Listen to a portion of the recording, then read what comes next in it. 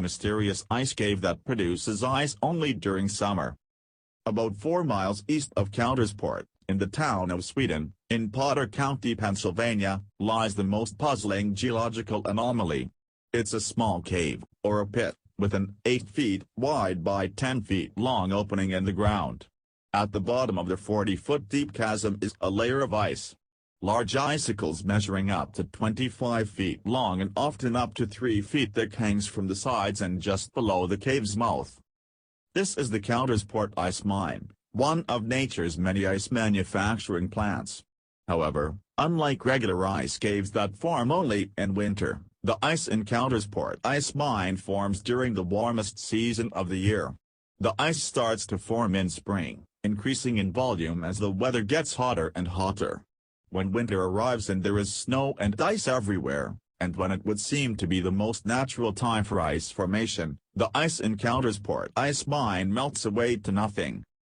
What causes this bizarre behavior is largely a mystery, but the current prevailing theory states that during winter, cold air slips into the heart of the mountain through cracks in the rock formation, and due to the unusual interconnection of the crevices here, that cold air gets concentrated into chambers such as this one.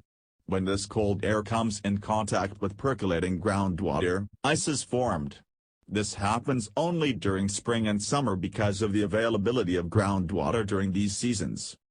As winter approaches, the mountain once again starts taking cold air and slowly pushes out the warm air that had become trapped in the rocks from the preceding summer. As the warm escapes through the ice cave, it melts the ice from the summer.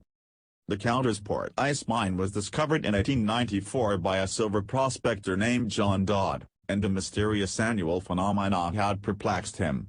According to an article published in March 1913, in Popular Science Monthly, Dodd had conducted a few experiments of his own.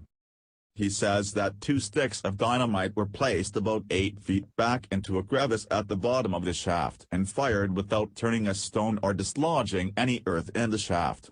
A possible conclusion is that there is a cave underneath the mine large enough to absorb the shock of the explosion.